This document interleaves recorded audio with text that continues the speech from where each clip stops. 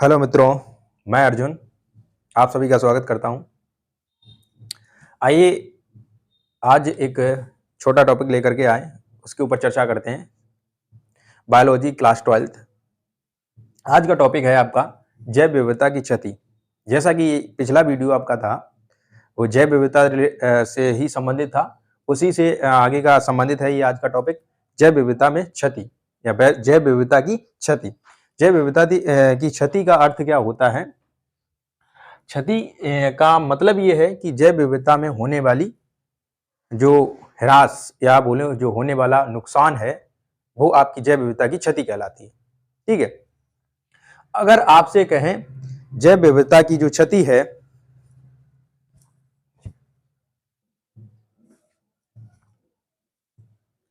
नमस्कार मित्रों, मैं अर्जुन आप सभी का स्वागत करता हूं हमारे YouTube चैनल पर। जैसा कि आपने पिछला वीडियो देखा जो बायोलॉजी क्लास 12th से संबंधित आपका जैव विविधता टॉपिक था, उसी से संबंधित एक और आगे का टॉपिक लेकर के आया हूं आज का, जैव विविधता की क्षति। जैव विविधता की क्षति का अर्थ क्या है? जैव विविधता की क्षति से यहाँ अर्थ निकलता है कि जो मानव क्रियाकलाप चल रहे हैं, मानव क्रियाकलाप जो करते हैं, उनसे क्या होता है, जैव विविधता में क्षति हो रही है, जैव विविधता में नुकसान पहुंच रहा है, जैव विविधता में आपकी जो है क्षति हो रही है। पर्यावरण से संबंधित जितने भी आपके जीवधारी या जैव विविधता के अंतर्गत आने वाले जो भी आपके जीव वस्तु या पादप जो भी होते हैं सभी जो है मानव क्रियाकलाप के कारण क्षति हो रही है, सभी में सभी का नुकसान हो रहा है, सभी की संख्या में कमी हो रही है। ठीक है, सभी के आवास में कमी आ रही है। जैसे मानवों द्वारा बहुत सारी विकसित चीजों का निर्माण जो है जैव विविधता क्षति का एक मुख्य कारण है। ठीक है, तो क्षति ये है जैव विविधता की क्षति। ठीक है, आप क्या करते हैं इसको समझते हैं, जैव विविधता की क्षति। अब पहले देखो आपका टॉपिक रहा कि जैव विविधता की क्षति जो है किस किस प्रकार से हो सकती है, किस किस प्रकार से हो रही है। तो पहला टॉपिक आपका रहा आवासीय क्षति। आवासीय क्षति का मतलब यह है कि उनके आवास इतना उपलब्ध ना होने के कारण जो है उनकी संख्या में कमी। आवास उपलब्ध ना होने के कारण जितना उनको पर्याप्त मात्रा में चाहिए रहने के लिए जो क्षेत्र चाहिए है, या जिस क्षेत्र में वो रह रहे थे उस क्षेत्र में आपका जो है उस क्षेत्र में नुकसान पहुंचाना व्यक्तियों के माध्यम से, वो एक कारण आपका बन जाता है। ठीक है, जैसे देखिए उसको, ये प्रमुख कारण है आपका क्या, आवासीय क्षति। वर्षा वनों में क्षति, वर्षा वनों में क्षति। जैसे मनुष्यों के द्वारा आपके जो है आवास बनाए जा रहे हैं, अपने लिए मनुष्य बना रहा है, लेकिन वो क्या कर रहा है, जो आपकी जैव विविधता के अंतर्गत आने वाले जितने भी प्राणी हैं उनके आवासों को नुकसान पहुंचा रहा है। जैसे एक डाटा है आपका वर्षा वनों में, ये आपका एक बेस्ट एग्जांपल, अच्छा एग्जांपल हो जाएगा इसका आवासीय क्षति के अंतर्गत। क्या पहले जो था कि आपका कुछ समय पहले इसके जो वर्षा वन हुआ करते थे उनका 14% क्षेत्र था, जो अब वर्तमान में सिर्फ 6% ही रह गया। वर्तमान में सिर्फ 6% ही रह गया। एक ये आपका उदाहरण हो जाएगा आपका वर्षा वनों के क्षेत्र में कमी। ठीक है, इसी प्रकार से दूसरा आपका अतिदोहन। अतिदोहन का अर्थ है मानव द्वारा जो है जीवों और प्रकृति के जो और भी तत्व उपस्थित हैं उन पर निर्भर रहता है मानव, भोजन और आवास दोनों के लिए। ठीक है, अब क्या है कि उसके अंदर और अधिक इन आवास और इन सुविधाओं को अधिक इच्छा के कारण जो है, उसकी मनुष्य के अधिक इच्छा के कारण जो है वो क्या कर रहा है, इन चीजों को क्षति पहुंचा रहा है, नुकसान पहुंचा रहा है। जैसे देखें परिभाषा के आधार पर, मानव का भोजन व आवास प्रकृति पर निर्भर रहता है, प्रकृति पर निर्भर होता है, परंतु अधिक इच्छा के कारण अतिदहन, अतिदोहन, सॉरी यहां गलत लिख गया है, अतिदोहन, अतिदोहन प्रारंभ कर दिया गया है। अब मानव क्या कर रहा है कि पहले उसको जो है, मानव पहली बात तो सिंपल सी ये है कि मानव जो है कहीं ना कहीं प्राकृतिक आपकी जो सुविधाएं होती हैं उनके ऊपर निर्भर होता है, भोजन और आवास दोनों के लिए ही इसके साथ साथ क्या है, अब उसके अंदर लालसा हो गई अधिक जो है पाने की इच्छा। तो इसी कारण एक ये भी आपका कारण हो जाएगा अतिदोहन, मानवों द्वारा अतिदोहन जो है एक आपका जैव विविधता की क्षति का कारण बना हुआ है। और एक डाटा है इसमें, करीब 500 वर्षों पहले जो एक डाटा दिया गया उसमें से बहुत सारे जीव विलुप्त हो चुके हैं, उनको आवास जो है पर्याप्त मात्रा में नहीं है, ठीक है, या व्यक्तियों के द्वारा उनका जो है दोहन किया जा रहा है इस कारण। इसी प्रकार से अगला आपका है विदेशी जातीय का आक्रमण। विदेशी जातियों का आक्रमण, विदेशी जातियों का आक्रमण। विदेशी जातियों का आक्रमण से यह है मतलब कि बाहर से आए हुए लाए गए जो जीव होते हैं वो किसी क्षेत्र पर्टिकुलर क्षेत्र में डाले जाते हैं, जिससे क्या होता है उनमें से कुछ आक्रमणकारी हो जाते हैं और वहां के जो स्थानीय जीव होते हैं उनको क्या करते हैं, नुकसान पहुंचाते हैं, उनको क्षति पहुंचाते हैं, उनकी संख्या उनको जो है मार देते हैं, उनकी संख्या में कमी आ जाती है। इस तरीके से एक ये भी आपका कारण बन जाएगा क्या, विदेश से जो आपके जीव लाए जाते हैं वो उनका भी जो है जीव, बाहर से जो लाए गए जीव होते हैं वो क्या करते हैं, स्थानीय जीवों को क्या करते हैं, क्षति पहुंचाते हैं, नुकसान पहुंचाते हैं। ठीक उसी प्रकार से एक देखें, बाहर से लाए जातियों से स्थानीय जातियों का नुकसान या उनकी जातियों में कमी, यही रीजन है क्या, या तो वो उसको मार देते हैं या जो स्थानीय जीव है उसको मार देते हैं या किसी ना किसी तरीके से उसकी संख्या में कमी हो जाती है। ठीक है, वो खत्म हो जाते हैं, धीरे धीरे कमी हो जाती है। एग्जाम्पल आप देखें, एक नाइल पर्च नाम की मछली जो है नील नदी में पाई जाती है, उसको क्या किया, निकाल करके अफ्रीका की एक विक्टोरिया नदी है, अफ्रीका की एक विक्टोरिया नदी है उसमें डाला गया। तो उसमें कुछ समय पश्चात पता लगा कि वहां पर लगभग उस नदी में 200 से अधिक जातियां जो है विलुप्त हो चुकी थी। उस नदी में पाए जाने वाले जीवों की 200 से अधिक जातियां विलुप्त हो चुकी थी। तो एक कारण आपका यह भी हो जाएगा। ठीक है, अगला आप कारण देखेंगे क्या, सह विलुप्तता। सह विलुप्तता, सह विलुप्तता का मतलब यह है कुछ जीव ऐसे होते हैं जो परजीवी होते हैं, दूसरे जीवों पर निर्भर होते हैं। तो अगर कोई जीव खत्म हो जाता है और जो दूसरा जीव उसके ऊपर निर्भर होता है, किसी अगर जीव की जाति जो है प्रजाति खत्म हो जाती है, बिल्कुल लुप्त हो जाती है, और दूसरा जीव जो उसके ऊपर निर्भर था, उससे अपना भोजन बनाता था या उससे और भी सुविधाएं उपलब्ध करता था, वो अब सुविधा उपलब्ध नहीं होने के कारण भी उसकी जाति में भी कमी आ जाएगी, उसकी संख्या में भी कमी हो जाएगी, धीरे धीरे वो भी विलुप्त होने लगेगा। देखिए, एक जाति विलुप्त होने पर उस पर निर्भर जातियां विलुप्त होना, जातियों का विलुप्त होना। ठीक है, तो ये आपकी क्या है, सह विलुप्तता कहलाती है। ठीक है, अगला कारण आपका हो जाएगा विक्षुब्धन।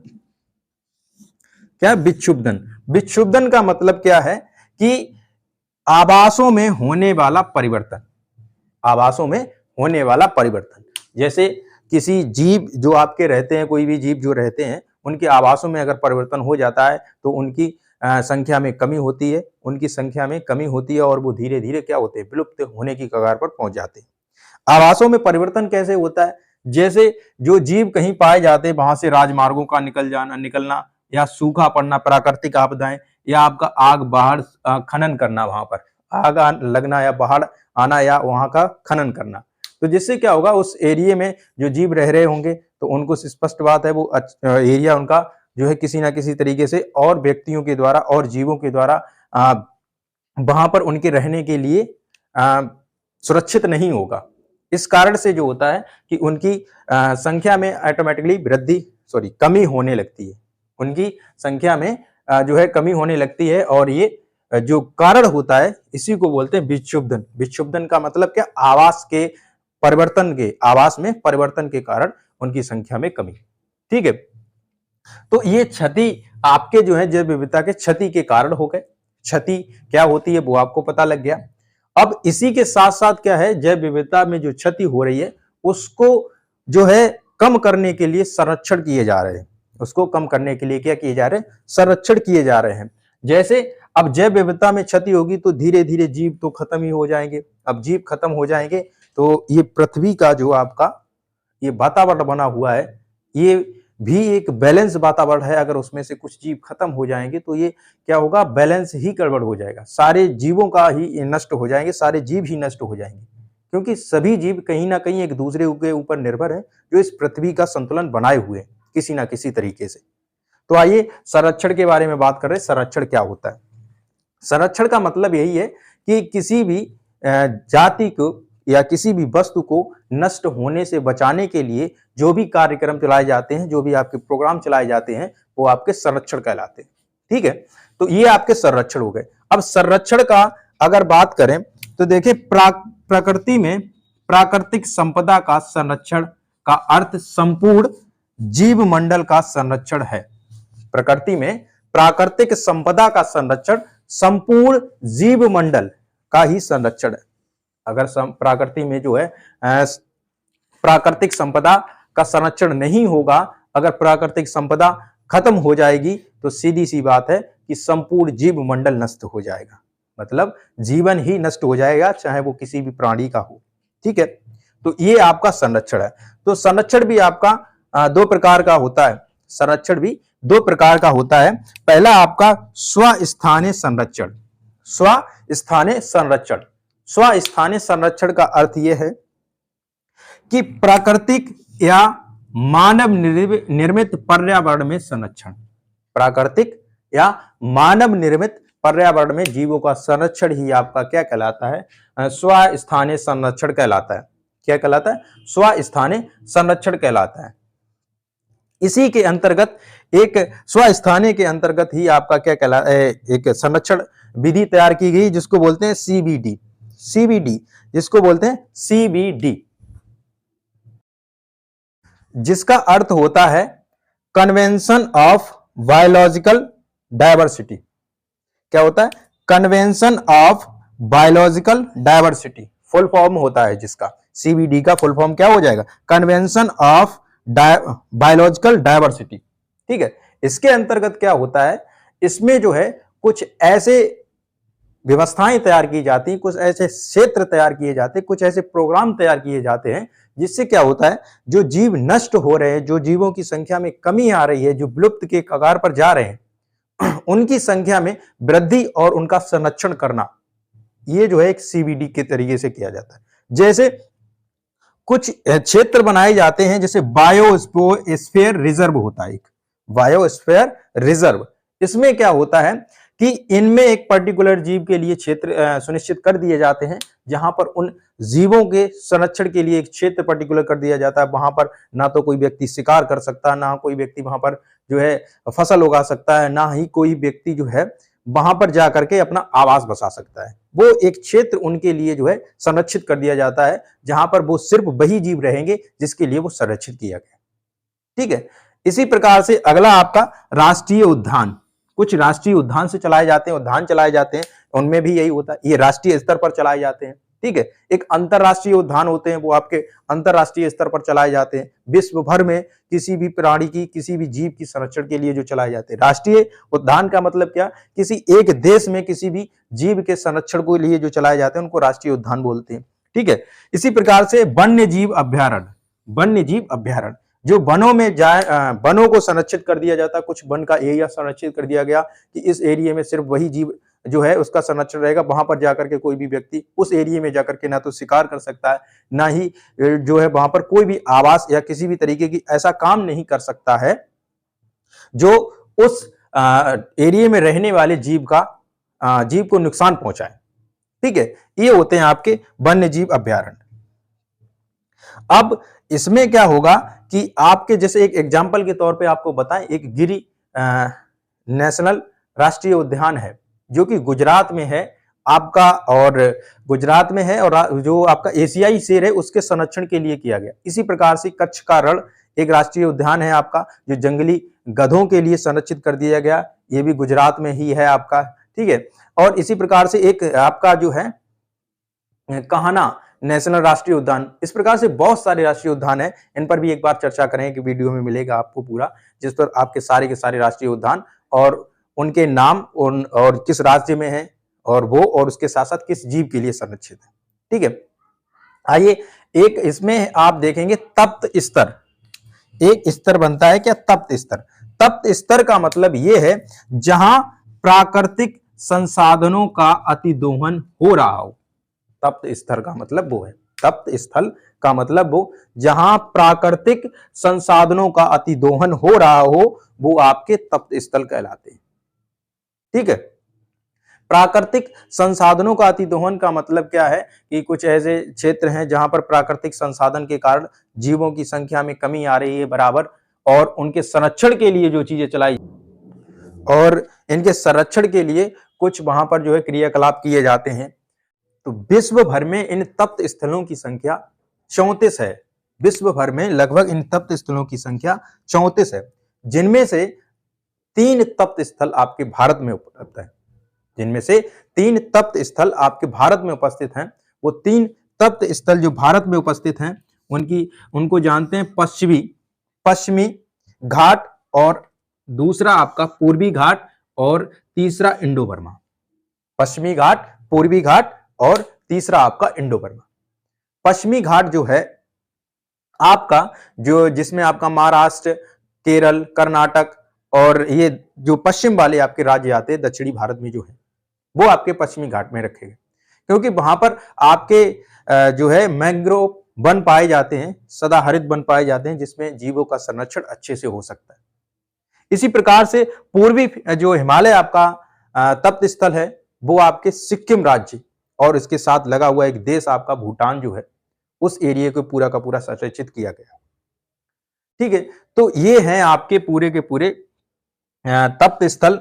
और इन तप्त स्थलों का मतलब क्या है, जो उनका आवासों को लेकर के अतिदोहन हो रहा है, जो उनको अतिदोहन को क्या करना है, रोकना है, और उनकी संख्या में जो है वृद्धि करनी है या उनकी संख्या को संरक्षित करना है, उनको विलुप्त होने से बचाना। आज का टॉपिक आपका ये था, क्षति और उसके साथ साथ ये संरक्षण। ठीक है। इसी के साथ साथ अभी इसमें थोड़ा राष्ट्रीय उद्यान की अगर बात कर लें, राष्ट्रीय उद्यान क्या होते हैं, आइए उसको देखते हैं।